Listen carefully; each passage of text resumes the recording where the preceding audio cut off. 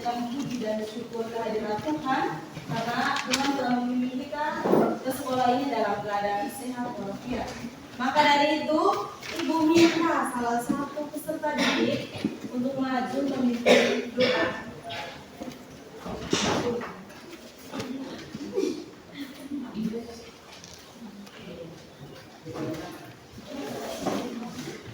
Terima kasih atas waktunya. Saya untuk mengucapkan hari itu ini izinkanlah saya menurut agama dan kepercayaan saya yaitu Protestan bagi ibu Pak Guru yang beriman dan beragama lain yang Muslim. Berdoa melalui terima kasih Bapa untuk Roh Kudus penyertaan begitu indah bagi kami ya Bapa. Kami bersyukur karena Engkau masih memberikan apa sedikit bagi kami ya Bapa. Kami bersyukur di doa dan harapan kami. Amin. Oke, terima kasih untuk anak yang telah Reflinya. Terima kasih Refli sudah memimpin kita dalam doa pada pagi hari ini. Oke, sebagai warga Indonesia yang baik, ya kan? Ya. Sebagai warga Indonesia yang baik, Ibu minta salah satu untuk maju ke depan untuk menyanyikan lagu kebangsaan, lagu wajib nasional ya. Ya. Karena untuk cinta akan tanah air. Oke, silakan. Semua berdiri ya.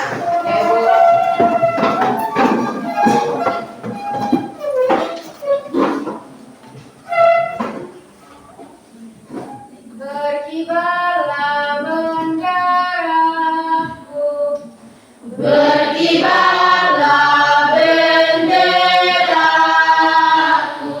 lambang suci telah berwibawa di seluruh pantai Indonesia. Kau tetap pujaan bangsa.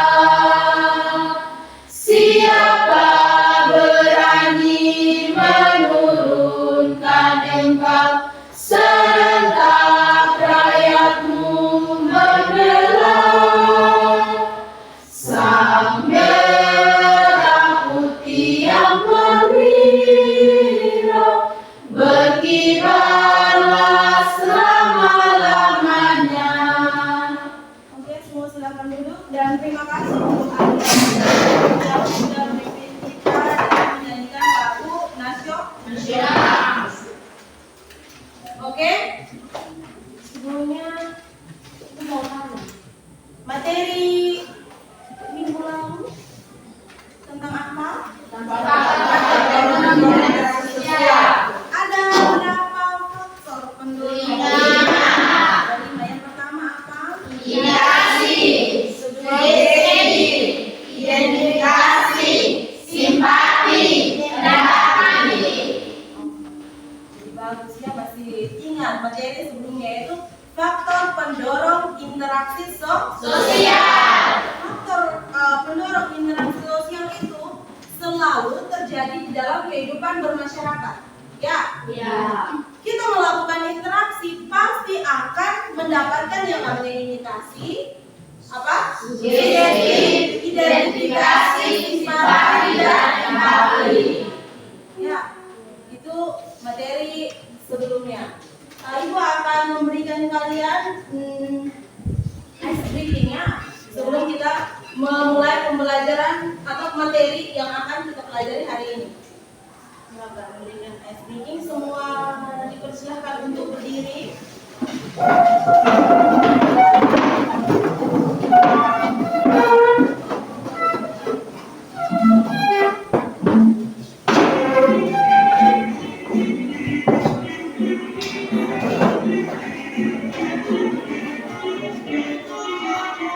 Tangan diputar-putar, bertepuk tangan.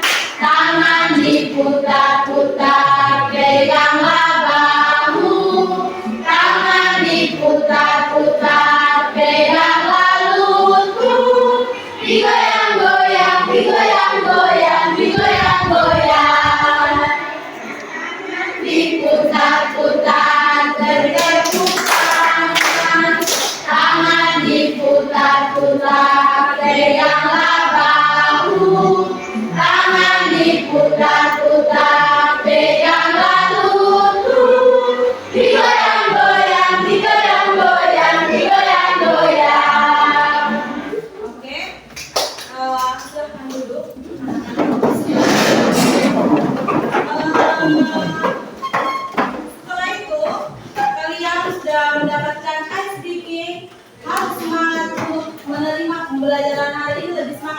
Ya, Bu.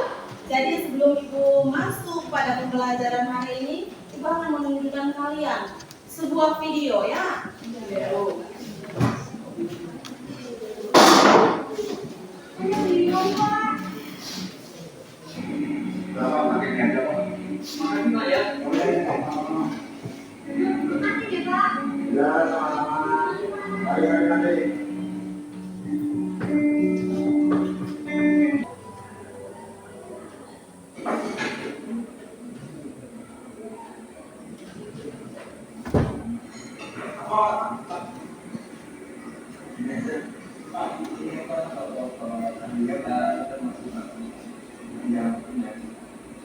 Terima kasih, saya satu lagi. Oh, ya.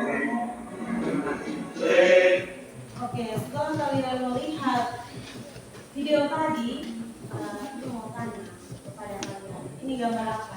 Ada tawuran, ada konflik di dalam dan ada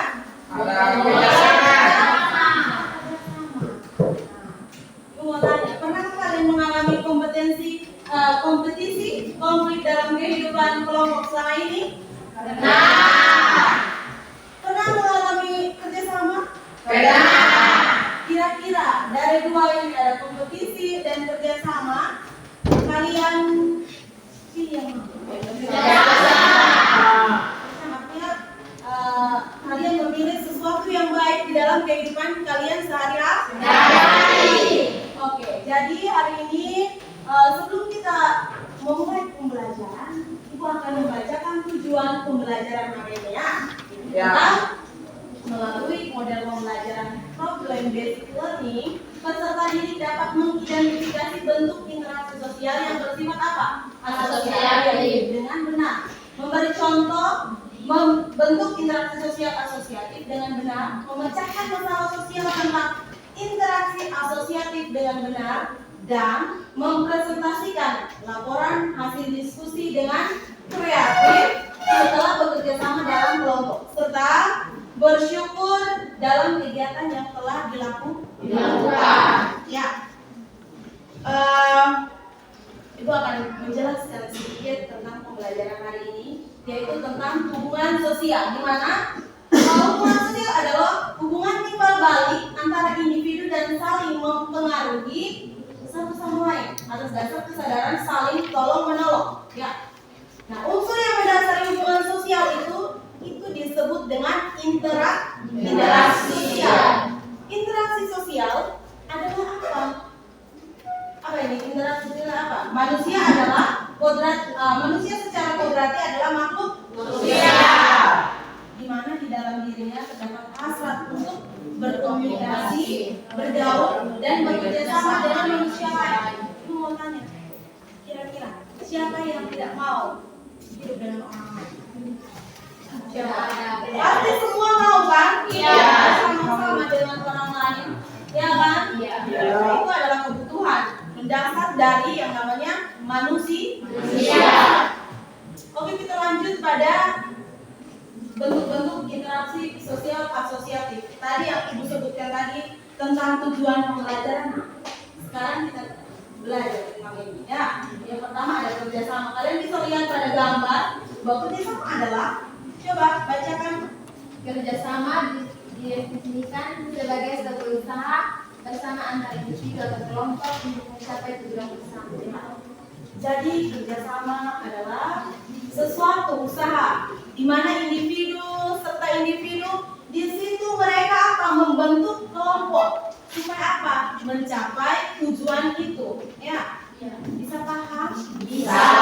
Lanjut. Ada akomodasi. Akomodasi adalah apa? Akomodasi sebenarnya adalah Coba satu orang. individu atau kelompok untuk beradaptasi dengan lingkungan atau situasi baru. Oke, jadi akomodasi adalah situasi seseorang beradaptasi. Tidak mungkin kan dia tinggal di satu daerah dia tidak beradaptasi, harus beradaptasi dulu ya. Iya. Nah, setelah dia melakukan akomodasi itu, maka ada bentuk-bentuk dari akomodasi itu. Ada 15 ya. Iya. Kalian bisa lihat di slide ini, kalian bisa lihat ya. Iya. Oke, lanjut pada materi yang berikutnya, yaitu tentang asimilasi. Coba asimilasi itu apa? Usaha untuk mengurangi perbedaan antara individu atau kelompok untuk mencapai suatu kesepakatan berdasarkan kepentingannya dan tujuan bersama. Oke. Jadi apa? Asimilasi adalah perbedaan. Dari satu perbedaan itu membentuk suatu kesamaan supaya tidak terjadi yang namanya konflik. Tidak ada pertentangan di situ. Ya? Iya. Bisa paham? Bisa. Kita lanjut lagi yang berikutnya tentang akulturasi. Apa itu akulturasi? Akulturasi adalah berpadunya dua kebudayaan yang berbeda dan membentuk suatu kebudayaan baru yang tidak menghilangkan ciri kepribadian masing-masing. Oke, akulturasi adalah perpaduan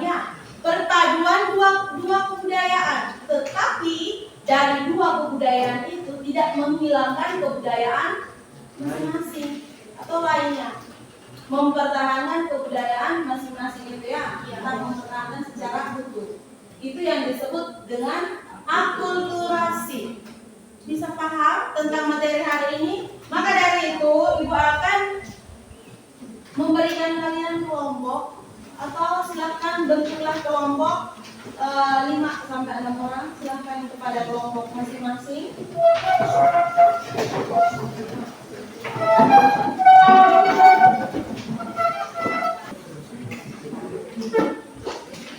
Oke, Ibu akan bagi LKPD-nya dan silakan mengerjakan. Oke, silakan baca LKPD-nya, lembar kerjanya. Dan bisa lihat ada contoh LKPD-nya yang Ibu sudah bagikan. Silakan isi. Kurang paham di mana Ibu akan membantu.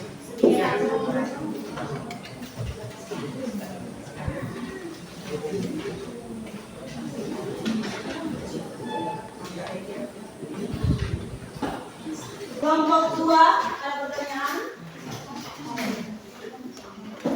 Oke, baik, ada kelompok 2. Silakan kelompok 4 menulis pertanyaan. Yang lain sambil memberi pertanyaan mencari jawaban yang sudah diberikan oleh kelompok lainnya. Ada kelompok 1, 3. Silakan mencari jawaban. Saya akan bertanya bagaimana akulturasi dapat berkontribusi pada pengembangan identitas budaya yang baru. Bagaimana akulturasi dapat berkontribusi pada pengembangan identitas budaya yang baru. Oke, kelompok 1 ada pertanyaan? Ada, oke, baik. Kelompok 4 ditulis ya? Sebutkan beberapa contoh akulturasi yang terjadi dalam masyarakat dan apa dampak positif dan negatif dari proses tersebut. Ada dampak positif dan negatif. Kira-kira kalau dampak positif itu apa? Dampaknya kepada kehidupan masyarakat. Kelompok mana lagi yang belum bertanya? Oke, ada pertanyaan? Ada. Oke, silakan. Bagaimana akulturasi menjadi proses untuk membentuk suatu kebudayaan yang berbeda tetapi tidak menghilangkan kebudayaannya masing-masing. Terima kasih.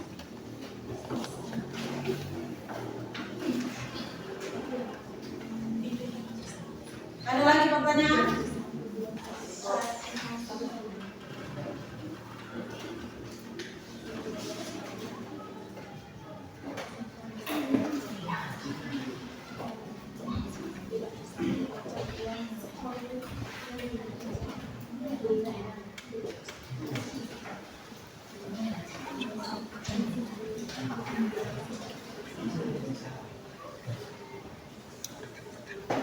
Masih ada pertanyaan untuk kelompok 4? Beberapa jenis akomodasi yang umum dan antara lain kooperasi di mana semua pihak saling membantu untuk mencapai tujuan bersama sering kali melibatkan pembagian tugas. B. Kompetensi, di manakah pihak yang bersaing berusaha untuk menyenangkan posisi, namun dapat berjuang pada kesepakatan jika ada keinginan untuk mencapai hasil bersama. C. Kompromi, di mana masing-masing pihak memberikan sedikit dari keinginan mereka untuk mencapai kesepakatan yang saling menguntungkan. D.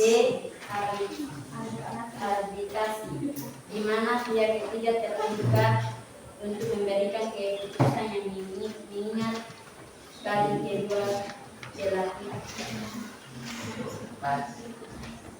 Perbedaan utama terletak pada tingkat keterlibatan dalam cara masing-masing pihak mencapai kesepakatan. Terima kasih. Dia mau beri pertanyaan? Tidak pas.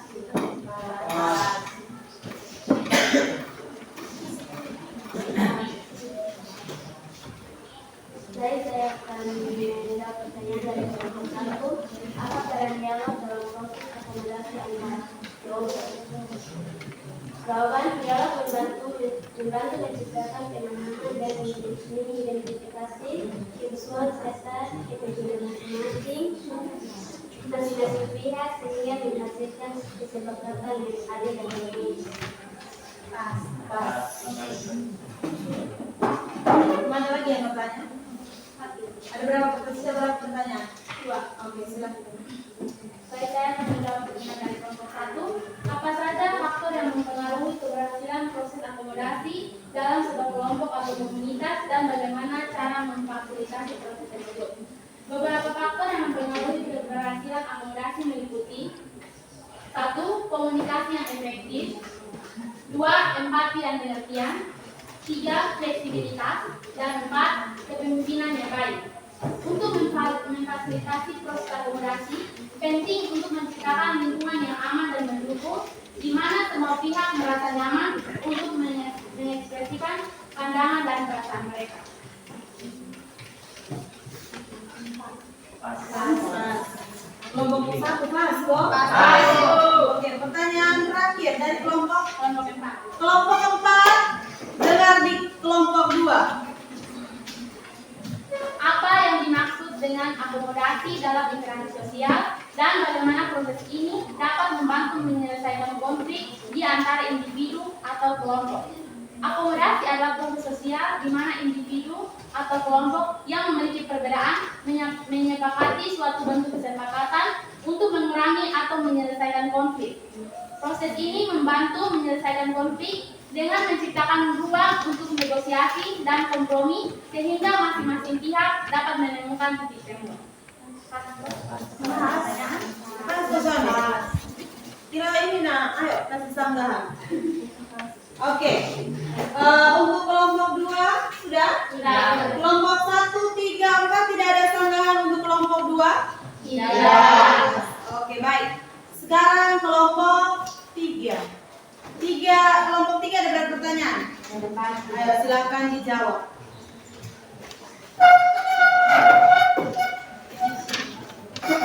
Baik, saya akan menjawab pertanyaan dari kelompok 1. Ayo. Yang pertanyaan dari kelompok 1, apa saja faktor yang mempengaruhi keberhasilan proses asimilasi di antara kelompok-kelompok yang berbeda? Jawaban, faktor-faktor yang mempengaruhi keberhasilan asimilasi meliputi 1.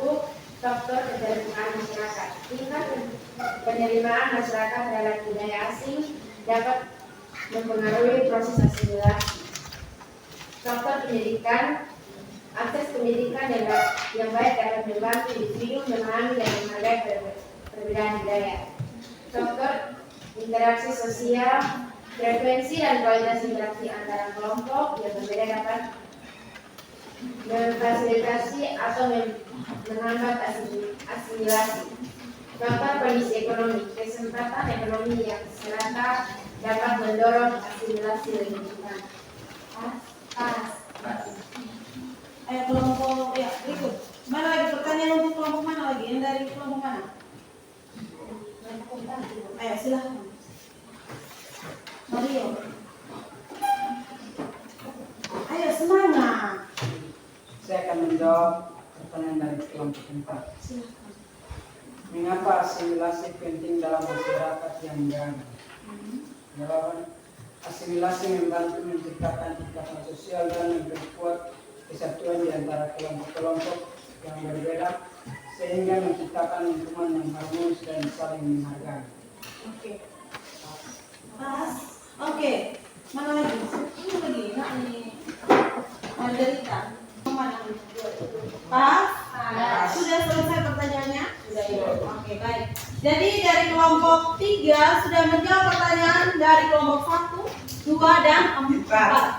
Sekarang dari kelompok 2 ada berapa pertanyaan? 4 ya? Oke, silakan.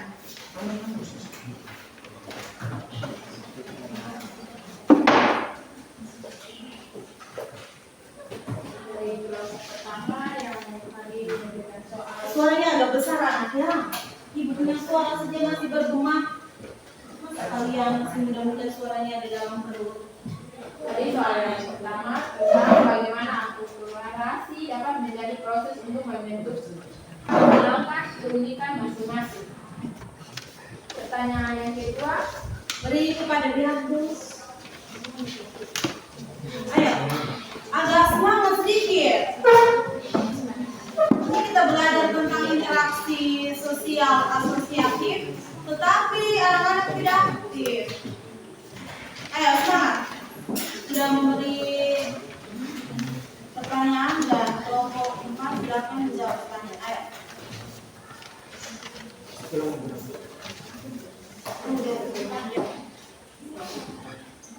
Tentang sebutkan beberapa contoh akulturasi yang terjadi dalam masyarakat dan apa dampak positif dan negatif dari proses tersebut.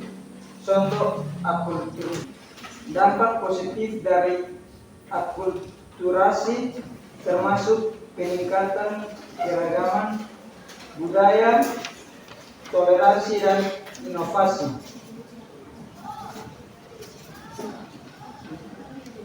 Terima kasih. Apakah pas? Bisa berapa lagi soal? 2 pertanyaan. Oke, silakan. Yang di belakang cowok itu loh. Siapa namanya? Ya, Fred. Yang pertanyaan yang fresh. Semangat sedikit. Nah, refleksikan. Kira-kira hari ini saya belajar apa? Saya tidak tahu di mana. Ya. Sudah itu.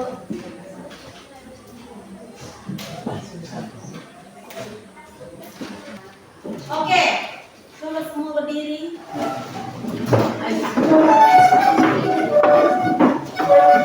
Agak untuk yang sedikit karena kita akan apa?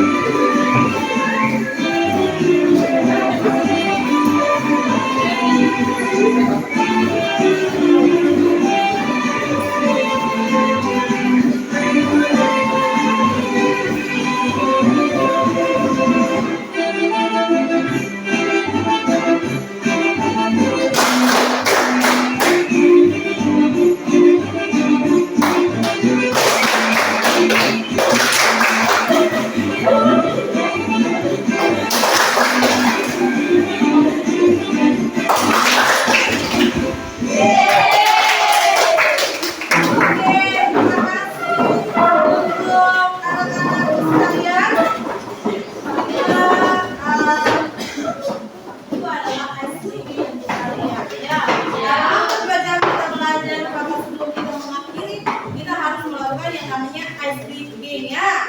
Suka apa? Lebih semangat lagi pada pertemuan selanjutnya ya. Oke. Pertemuan selanjutnya adalah kita akan membicarakan tentang bentuk-bentuk interaksi kita belajar tentang asosiatif ya.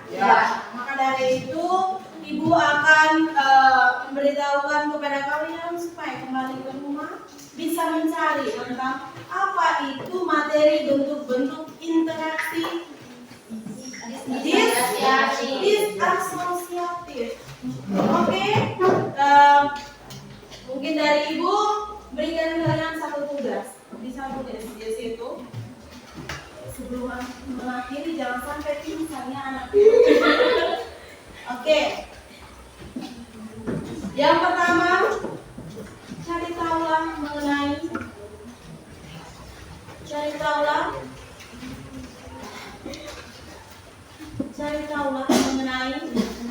bentuk-bentuk interaksi disasosiatif.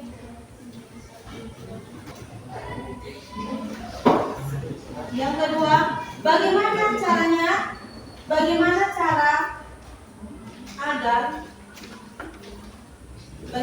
cara agar tidak terlibat dalam bentuk.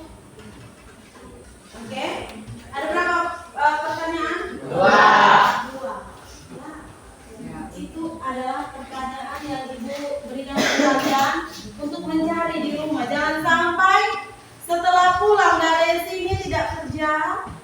Nanti pertemuan berikutnya Ibu tanya tentang apa itu interaksi asosiatif, tidak tahu. Maka dari itu Ibu akan menyuruh kalian mencari materi yang ada, yaitu materi bentuk-bentuk interaksi disasosiatif.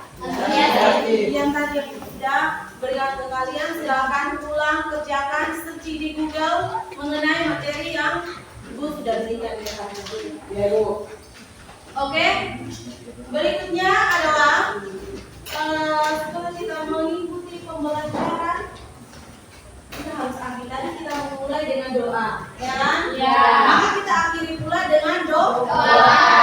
Jangan sampai sudah berdoa ke Tuhan, Tuhan sudah melindungi dari awal, pertengahan hingga akhir, tetapi akhirnya dia tidak menutup. Dia bilang, tunggu nanti kalau berdua tapi komputer antuk. Oke, salah satu pimpin doa. Ayo silakan.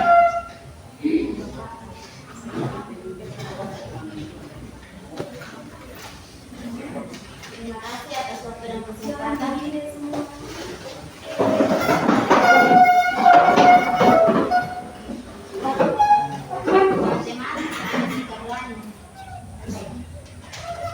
Karena hanya di dalam nama Tuhan Yesus kami dapat mengucap syukur kepada Bapa di surga. Oke, silakan. Terima kasih. Silakan kembali ke tempatnya.